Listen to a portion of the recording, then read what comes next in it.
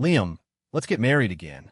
Sarah Quinn stood at the entrance to my office, her face a carefully constructed mask of exhaustion, her eyes holding a trace of what she believed was heart-wrenching vulnerability. 3 years. She hadn't changed a bit. She still thought that pathetic act could make me go soft. Too bad for her. The Liam Foster she could easily manipulate had died 3 years ago. I didn't say a word. I leaned back in my six-figure Herman Miller chair, my fingertips drumming a silent rhythm on the polished obsidian desktop. My gaze went past her, over the sprawling, open-plan office behind her. This was the top floor of One Vanderbilt, with floor-to-ceiling windows that showcased the glittering expanse of Midtown Manhattan. A far cry from the sub-1000 square foot startup space we once had, where we had to scrape by just to make rent. Sarah's eyes flickered. The sheer luxury of the office had clearly stunned her. She must have shown up expecting to find me still struggling in that run-down building in Queens. Liam, I know I was wrong, she said, taking a few steps forward when I didn't respond. Her voice softened, catching with a manufactured sob. Not a day has gone by in these 3 years that I haven't thought about you. Alex, he's a monster. He scammed me. Our son. Stop. My voice, when I finally spoke, was glacial. Miss Quinn, I believe you're mistaken about a few things. My assistant, Chloe Vance, entered at that precise moment, perfectly on cue, holding a cup of freshly brewed Blue Mountain coffee. She was dressed in an impeccable business suit, her demeanor crisp and professional. She glanced at Sarah without a flicker of emotion before asking me in a formulaic tone, "Mr. Foster, should I call security?" The color drained from Sarah's face. She hated being ignored, especially by a younger, more beautiful woman. "Who are you?" "I'm speaking to my husband." "Does this concern you?" she snapped, turning her venom on Chloe. I laughed. "Husband?" I stood up and walked over to her, looking down at the woman who had shattered my world. "First, we divorced 3 years ago. Your signature on the papers dried faster than the ink. Second, I gestured to the company nameplate at the door. This is Far Harbor Capital, not that little garage startup we call Clear Harbor Tech.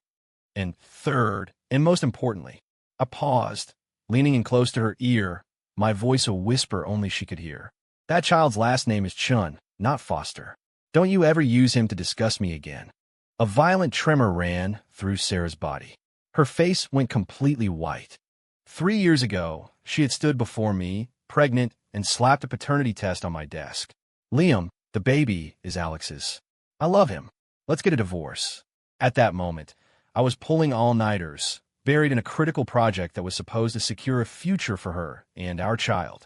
And she, in my bed, had gotten pregnant by the man I trusted as my right hand. In that instant, my entire world had collapsed. And now, she had the audacity to show up and talk about getting remarried, as if nothing had happened. On what grounds? "No, that's not it, Liam. Let me explain." She stammered, frantically reaching for my arm. I took a step back, avoiding her touch. "Chloe," I ordered without turning my head. "See Ms. Quinn out.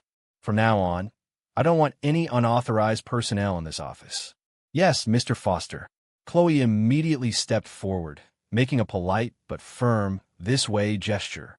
Sarah refused to move. Her composure cracked, and she started to make a scene, her voice rising to a shrill pitch. "Liam, you can't do this to me. All the years we had together. Noah, our son, can't grow up without a father." "Your son has a father." I cut her off coldly. "His name is Alex Chun. Instead of wasting your time here, I suggest you go find him." "He's gone. He took the money and ran." Sarah finally broke down, sobbing. "Liam, I really know I was wrong. Just give me one more chance, please." I looked at her tear-streaked face, feeling not a shred of pity, only a profound, biting irony. A chance? I had given her countless chances.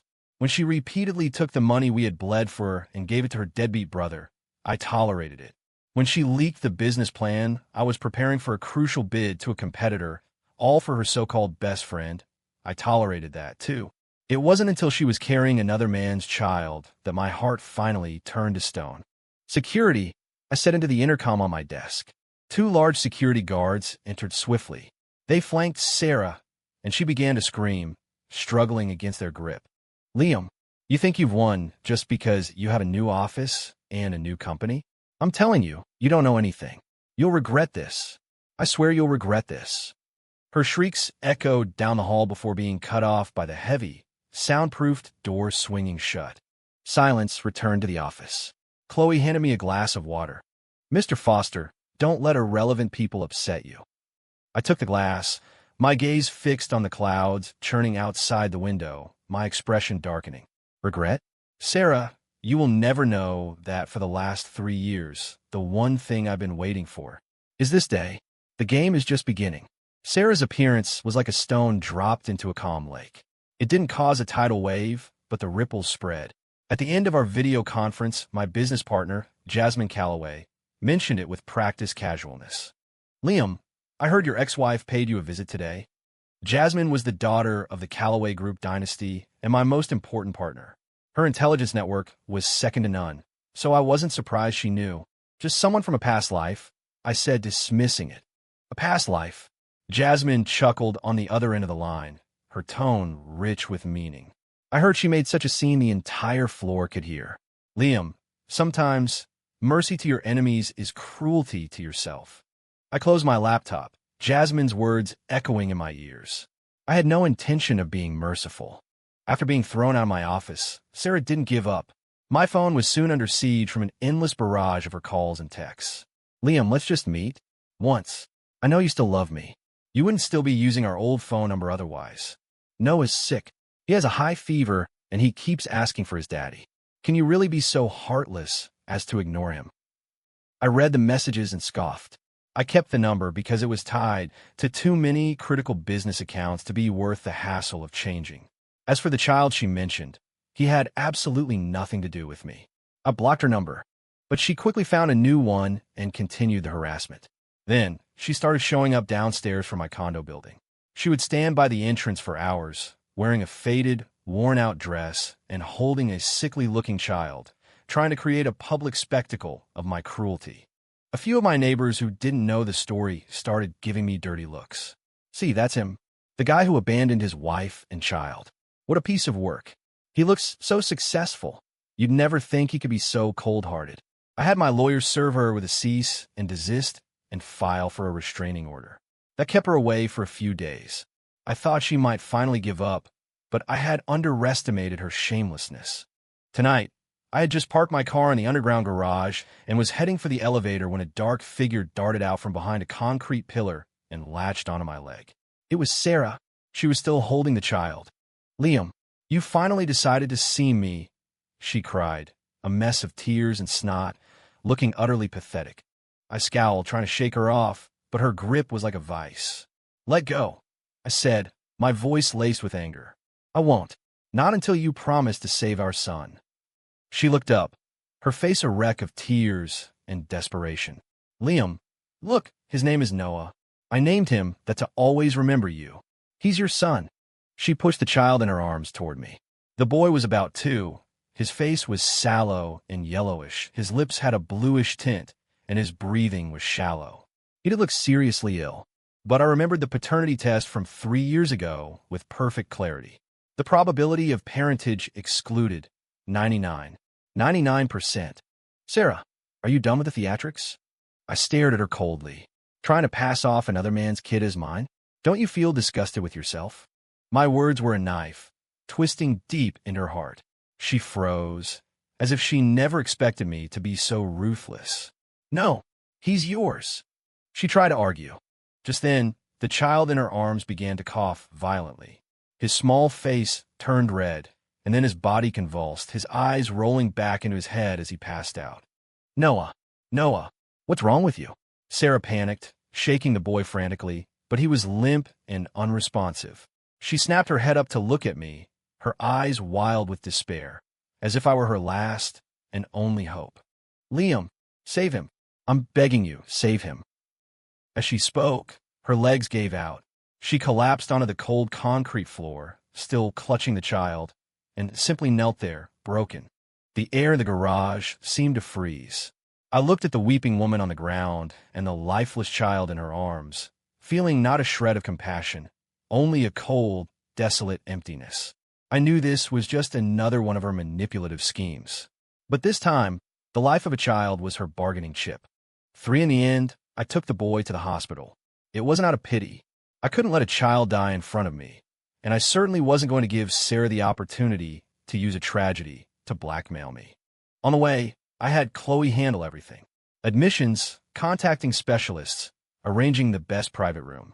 All expenses were to be charged to my personal account, but she was to keep a detailed record of every cent. It was a loan. Chloe was ruthlessly efficient. The moment we arrived at the hospital, the child was rushed into the emergency room. Sarah sat on a bench in the hallway, looking lost, her hands twisting in her lap as she muttered, "He'll be fine. Noah will be fine." I stood a short distance away, watching her impassively. And that's when someone we never expected to see showed up. Chun. He was dressed in designer clothes, his hair slicked back with gel. On his arm was a woman dripping with jewelry, and they were laughing as they walked out of a VIP suite down the hall. The moment he saw Sarah, his smile froze on his face. Sarah saw him too. She flew into a rage, launching herself at him and grabbing the collar of his shirt. Chun, you son of a bitch, she screamed hysterically. You have the nerve to show your face. Noah is dying. Give me back my money. Alex, startled, shoved her away in disgust. Are you insane, Sarah? Stop making a scene in the middle of a hospital. The woman with him looked Sarah up and down with contempt, pinching her nose. Alex, darling, who is this? She's dressed like a vagrant. Just some crazy bitch. Pay her no mind, Alex said, comforting his new girlfriend. He turned back to Sarah, his voice filled with annoyance. Didn't I make things clear to you? It's over between us. Stop bothering me. Over. His callousness pushed Sarah over the edge. Alex, Noah is your son. You found someone new, and now you're trying to abandon him. At those words, the faces of both Alex and his companion changed. What the hell are you talking about? Alex's reaction was even more violent than Sarah's. He grabbed her by the throat, slamming her against the wall, his face a mask of rage. Don't you know whose bastard that is? He snarled. If it wasn't for your money, I never would have touched you. Now that you're broke, you think you can pin him on me? In your dreams.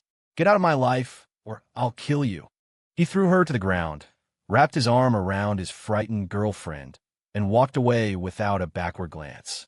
The hallway was silent, save for Sarah's hopeless sobs as she lay crumpled on the floor. Alex's words were like a bucket of ice water, extinguishing the last of her delusions. Don't you know whose bastard that is?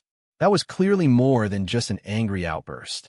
After a long time, Sarah slowly lifted her head and looked at me. Her eyes were empty, all her support systems gone. In this vast, turbulent ocean, I was the only piece of driftwood in sight. Liam, her voice was a hoarse, desperate plea. You're all I have left now. Please. She started to crawl toward me, trying to grab onto my pant leg. Just then, the doors to the ER swung open. A doctor in a white coat emerged, his expression grave. Who are the boy's relatives? Sarah struggled to her feet.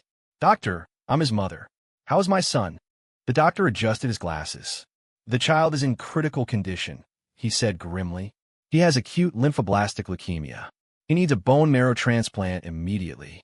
We recommend starting with immediate family members for compatibility testing. Bone marrow transplant. The words exploded in the empty hallway like a bomb. Sarah swayed, nearly collapsing again. Her eyes instinctively shot to me, filled with terror and a kind of pleading I couldn't decipher. I met her gaze without expression, a cold sneer forming in my heart. The real show was just about to begin. I agreed to cover the initial costs of the child's treatment, but I made my terms clear. The money was a loan, and Sarah would have to sign a promissory note. She signed it without hesitation. At this point, she would have done anything to save the boy's life. I left Chloe to handle the rest and returned to the office. A multi-billion-dollar merger was at a critical stage, and I didn't have time to waste on Sarah's drama. News from the hospital came quickly. Sarah was not a match for the bone marrow transplant. She called me, weeping, begging me to find Alex and convince him to get tested. Liam, he won't see me. You're the only one who can get him to come. I'm begging you. I'll owe you for the rest of my life. I'll do anything to repay you. I hung up. Me, go find that man. The nerve she had. Pushed into a corner, Sarah somehow found Alex's new girlfriend's contact information and started an all-out brawl at the hospital, making a huge public scene. The result was predictable. Alex's bodyguards beat her up and threw her out. With nowhere else to turn, she set her sights on me once again. She managed to slip into my office while Chloe was dropping off some files and immediately fell to her knees in front of me. "Liam, I'm begging you, please get tested." I was reviewing a document and didn't even look up. "Sarah, have you lost your mind?" "No, I'm not crazy." She crawled to my feet, looking up at me with tear-filled eyes. "The doctor said there's a small chance a non-relative could be a match. What if it works?" "Liam, just do it as a favor. For old time's sake." "Old time sake." I put down my pen and looked at her, at that face stripped of all dignity. Whatever was between us had turned to ash 3 years ago when she shoved that paternity test in my face and demanded a divorce. "Impossible," I said, my voice flat. "Why? How can you be so cruel?" She shrieked. "That's a human life. Are you just going to stand by and watch him die?" "He's a life, but my mother wasn't." I shot back, each word a hammer blow that landed squarely on Sarah's conscience. Her face went ashen. 3 years ago, a month before she demanded a divorce, my mother had a sudden heart attack and needed emergency surgery. The bill was over $150,000. The company was on the brink, and I didn't have the cash. I begged her to let us use the money her parents had given us for a down payment on a house. And what did she say? That money was a gift from my parents. "We can't touch it. Besides, your mother is a black hole for money. We spend this now, what about next time? Do you want us to have a future or not?" She would rather lend that money to her gambling-addicted brother than use it to save my mother's life. In the end, I was the one who signed a high-stakes financing deal that was practically a deal with the devil, getting an advance on my future profits to pay for the surgery. And now she had the gall to talk to me about saving a life. "Sarah," I said, standing up and walking over to her. "I'm no saint. I don't turn the other cheek. You want me to save that boy? Fine. First, go to my mother's grave, get on your knees, and bow your head to the ground 100 times. Beg for her forgiveness." Sarah was completely stunned. She never thought I would bring that up. Her lips trembled, but no words came out. I ignored her and turned to Chloe, who was standing by the door. "Watch the door. If you let her in again, you can pack your desk and leave with her." Chloe's face paled. She apologized profusely and quickly dragged the shell-shocked Sarah out of my office. Finally, silence. But my mind was a raging storm. I picked up my phone and dialed a number. "I need you to look into someone for me. Sarah Quinn. I want to know everything she's done for the past 3 years. Who she's met, what she's been involved in. I want every single detail." After hanging up, I stared out at the sky, my eyes turning cold. "Sarah, you better pray that child has nothing to do with me. Otherwise, I won't just ruin you. I'll make you pay for everything." A few days later, the private investigator's first report was on my desk. It was even more sordid than I had imagined. Alex Chun was, indeed, a thorough con artist. He not only took all of Sarah's money, but also used her name to rack up massive debts with loan sharks. And Sarah wasn't entirely innocent. To maintain her lavish lifestyle, she had participated in some of his schemes, right up until he cleaned out their accounts and abandoned her. I turned the page with a cold smirk. At the end of the report, the investigator had included a separate manila envelope. "Mr. Foster, there's this. It's about the child. I thought you should see it for yourself." I opened the envelope. Inside were several photographs and a discovery that was more shocking than I could have ever anticipated. 5 inside the envelope were several intimate photos of Sarah with a man I didn't recognize. The pictures were taken at a high-end private club. The man was in his 50s and overweight, but the Patek Philippe on his wrist told me he was extremely wealthy. The photos were dated 2 months before Sarah got pregnant. The investigator's report was clear. The man was Marcus Thorne, the CEO of a publicly traded company. He had died of sudden heart attack a year ago. He and Sarah had been seeing each other, and he had been generous, buying her the Porsche she used to drive. Alex Chun, it seemed, was little more than a boy toy she kept on the side. So the child, whose was he? Once the thought took root, it grew like an invasive vine, choking everything else in my mind. A bone-deep chill washed over me. 3 years ago, Sarah showed me a report and told me the child was Alex's. 3 years later, Alex stood in front of me and called the boy a bastard. And now, there was a Marcus Thorne. Sarah, just how many men were there? The hospital was getting impatient. The boy's condition was worsening. If they couldn't find a suitable donor soon, his fate would be left to chance. Sarah had completely lost it. She called me dozens of times a day, sent hundreds of texts. Her messages were a chaotic mess of insults and pleas, calling me heartless one minute and begging for forgiveness the next. She was on the verge of a complete breakdown. I ignored her. An obsessive need drove me now. I had to know, once and for all, whose child that was. I had Chloe go to the hospital and, under the guise of corporate health screening, get a new blood sample for me. Then, I had the investigator figure out a way to obtain DNA samples from the child and from Alex Chun. The day Alex caused a scene at the hospital, he had tossed a water bottle into a trash can. It was all the evidence we needed. I sent all 3 samples to the most reputable genetics lab in the city. I pulled some strings, demanding they deliver the most accurate report possible in the shortest amount of time. The 2 days I spent waiting for the results were unnervingly calm. The multi-billion-dollar merger, under my leadership, was moving into its final stages. Jasmine was thrilled with my performance and had even hinted at elevating our partnership to a strategic alliance. Everything was moving in the right direction, except for that impending report. 2 afternoons later, I was in a video conference with Jasmine, hammering out the final details of the contract. Chloe knocked and entered, placing a sealed manila envelope gently on my desk. My heart skipped a beat. "Mr. Foster, the results are in," she said quietly. I motioned for Jasmine to hold on, then picked up the envelope. It was thin, just a few pages, but it felt as heavy as lead. I tore open the seal and pulled out the reports. My eyes skipped past the complex charts and genetic markers, landing on the final conclusions. There were 2 reports. One was for the child and Alex Chun. The conclusion, paternity excluded. The other was for the child and me. I stared at the final line of text, my pupils contracting, the blood freezing in my veins. On the screen, Jasmine noticed my strange reaction. "Liam, what is it? What happened?" I slowly lifted my head and looked at her on the monitor, a bizarre smile spreading across my face. "It's nothing," I said. "The game just got a lot more interesting." Because the conclusion of the second report was identical. Paternity excluded. The child wasn't mine, and he wasn't Alex's, which left only one possible answer. Marcus Thorne. 6 I stared at the 2 reports in my hand. The last flicker of emotion inside me extinguished, replaced by a cold, thrilling sense of clarity. "Sarah, you really outdid yourself. The child wasn't mine, and he wasn't Alex's. That meant he could only belong to the late tycoon, Marcus Thorne, a hidden and extremely valuable, illegitimate son." Meanwhile, Sarah's public smear campaign against me was escalating. She had found a few bottom-feeder bloggers to spread stories about how I had abandoned my wife and child and was heartlessly wealthy. The articles were written with crocodile tears, accompanied by photos of her weeping in a hospital corner while holding the sick child. They were surprisingly effective at garnering sympathy. A handful of self-righteous protesters even started showing up outside my office building with signs calling me a deadbeat dad. Through it all, I said nothing. Jasmine asked if I needed her corporate PR team to intervene. I declined.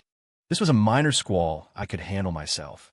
I had the investigator dig into Marcus Thorne's family. After his death, Thorne's company was taken over by his wife and their 2 sons. The family was known for being ruthless in business and having zero tolerance for Marcus's many affairs. They had no idea this grandson existed. A perfect opening. I had Chloe send an invitation to the Thorne family under the official letterhead of Far Harbor Capital. The invitation stated that we needed to discuss a matter concerning an important part of Mr. Marcus Thorne's legacy. They replied quickly, and a time was set. For the location, I chose a highly exclusive private club. Then I called Sarah. It was the first time I had initiated contact with her in 3 years. When she answered, she was so shocked and overjoyed that her voice trembled. "Liam, tomorrow, 3 p.m., the Oak Room at the Sentinel Club. We need to talk about the boy," I said, keeping it brief. "Okay, yes, I'll be there," she stammered, ecstatic. She probably thought her pity party and media blitz had finally worked, and I was ready to take her back. I hung up and looked out the window, the corner of my mouth curling into an icy smile. "Sarah, You wanted a father to pay for your son's medical bills? Fine. I'll find you one. In fact, I'll find you a set of grandparents. The next afternoon, I arrived at the club early. In the private room, Marcus Thorne's widow, Eleanor, and his eldest son, Julian, were already waiting. Eleanor Thorne was a remarkably well-preserved woman in her late 50s. She radiated an air of old-money elegance, but the shrewd, appraising look in her eyes warned you not to underestimate her. Julian looked a bit like his father, with an arrogant demeanor and the slick polish of a corporate shark. "Mr. Foster, a pleasure," Eleanor began politely. "I'm curious about this important legacy of my late husband you mentioned." Instead of answering directly, I slid a folder across the table to her. "Mrs. Thorne, please take a look at this first." Inside was all the evidence my investigator had compiled on Sarah's affair with Marcus, as well as the 2 brand-new DNA reports. As they read, the expressions on Eleanor and Julian's faces grew progressively darker. When they reached the final DNA report confirming the child's blood relation to Marcus Thorne, Eleanor's hand began to shake. She slammed it on the table, her eyes flashing with fury. "That shameless bitch! How dare she?" At that exact moment, the door to the room opened. Sarah walked in, her face full of hope. She had dressed up for the occasion, her makeup meticulously applied, wanting me to see her at her best. "Liam." She stopped short when she saw Eleanor and Julian sitting across from me. The smile froze on her face. She didn't know who they were, but she could feel the hostility in the air. I stood up, a polite smile on my face. "Sarah, come in. There are some people I'd like you to meet." I gestured toward the stone-faced Eleanor and the furious Julian, enunciating each word with chilling precision. "This is Mrs. Eleanor Thorne, the widow of the late Marcus Thorne. And this is his eldest son, Mr. Julian Thorne, also known as the biological grandfather and grandmother of your son, Noah." Sarah's eyes widened in horror. The blood drained from her face, and she stood there as if she'd been struck by lightning, completely frozen. She stared at me in disbelief, her lips trembling, unable to form a single word. I slowly sat back down, picked up my teacup, and gently blew on the steam. Let the show begin. The silence in the room was suffocating. Eleanor Thorne's icy gaze was fixed on Sarah, as if she were mentally dissecting her. "So you're Sarah Quinn," she said finally, her voice low but carrying an authority that was impossible to ignore. Sarah trembled under her stare, instinctively taking a step back. I don't know you. Who are you people?" she stammered, turning to me for help. "Liam, what is going on?" I didn't even bother to look at her, focusing instead on the subtle notes of the oolong tea.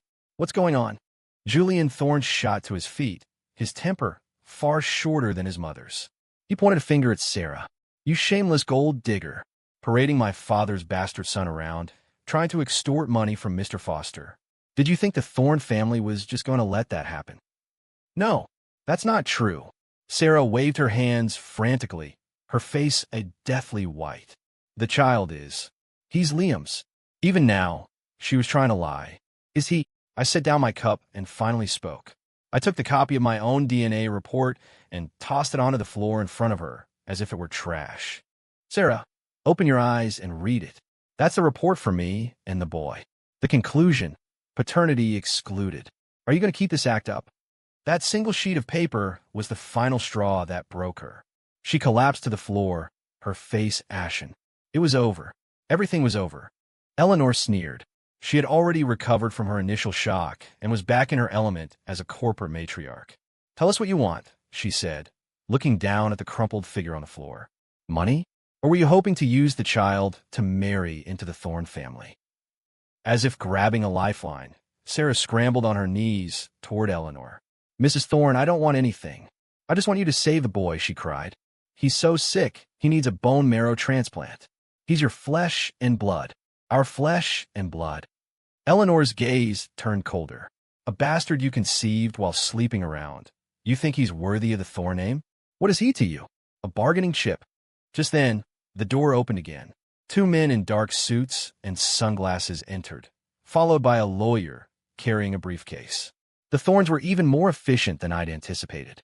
The lawyer walked up to Sarah and presented her with a document. "Ms. Quinn, this is an agreement we've drafted. The Thorne family will cover all of the child's medical expenses and will provide for his future. The condition is that you must relinquish all custodial and visitation rights. From this day forward, you will have no contact with him. Sarah stared at the agreement, dumbfounded. Relinquish her rights? Never see her son again? No, I won't sign it, she shrieked. He's my son. You can't take him from me. Eleanor stood, walked over, and slapped her hard across the face. Your son?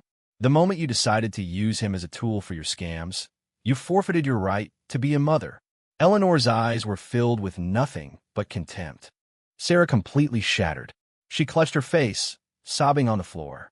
Then she snapped her head up, her eyes burning with a venomous hatred directed entirely at me. Liam, this was you. You set this all up, she screamed hysterically. Why would you do this to me? All I wanted was to get back together with you. I finally rose, walked over, and crouched down to meet her gaze. Get back together? I laughed, but the smile never reached my eyes. Sarah, from the day you tried to pass off another man's child as mine 3 years ago, the only thing left between us were debts.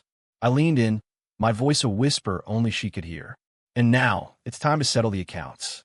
One by one. The 2 bodyguards stepped forward, lifted Sarah from the floor, and blocked the exit. The lawyer once again held out the pen and the agreement. To sign or not to sign, she no longer had a choice. Her eyes, full of despair and malice, were locked on mine. Liam Foster, you will regret this. In the end, Sarah signed the papers. Faced with the absolute power of the Thorne family, her resistance was meaningless. The Thornes left with the agreement and a nearly catatonic Sarah. They had the child transferred to a private hospital with much tighter security that same day. The next morning, every negative story about me online had vanished. In their place were heartwarming articles about the Thorne group recovering a long-lost grandson. In this new drama, I was cast as the innocent ex-husband, an unfortunate bystander caught in the crossfire.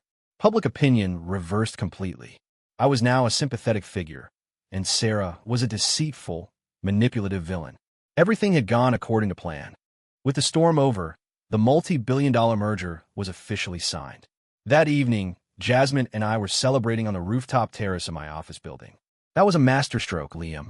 Pulling the rug out from under her like that, Jasmine said, swirling a glass of red wine as she watched me. You didn't just solve your problem, you put the Thorne family in your debt. They'll probably have to give you a sweetheart deal on that downtown redevelopment project now. I just smiled. Putting them in my debt? No, I was just taking back what was mine. Still, Jasmine said, changing the subject, you're just going to let Sarah Quinn walk away? I don't think she's the type to go quietly. Of course not, I said, taking a sip of wine, my eyes dark. For Sarah, losing her son and her last lifeline was just the beginning. The real bill for what she owed me hadn't even been presented yet. Just then, my phone rang. It was the private investigator. Mr. Foster, I've got something new, he said, his voice excited. I kept digging on Alex Chun. Turns out, he and Sarah did more than just steal your money.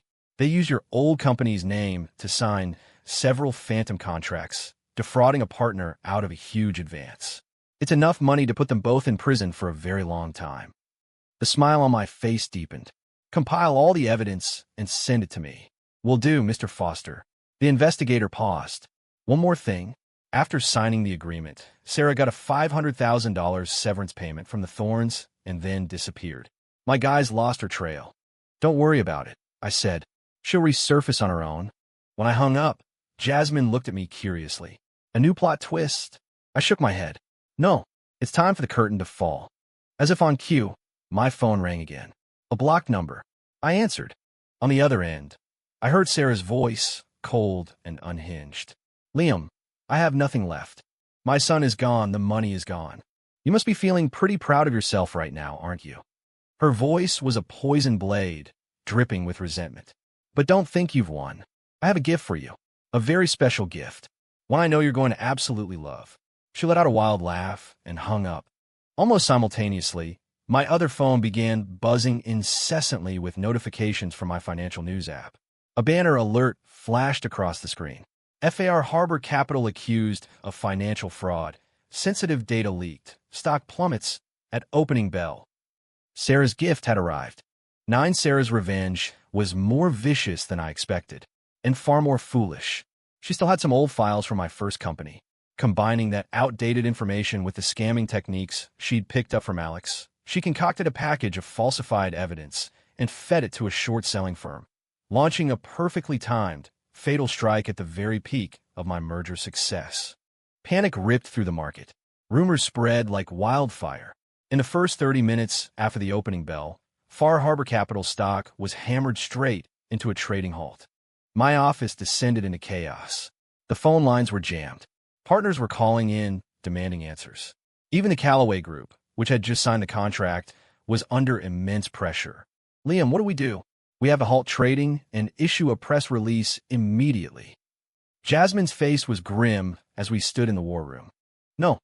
I stared at the vertical green line on the monitor, my expression unervingly calm. Halting trading will only create more panic. They want to sell? Let them. I want to see how much ammunition they really have.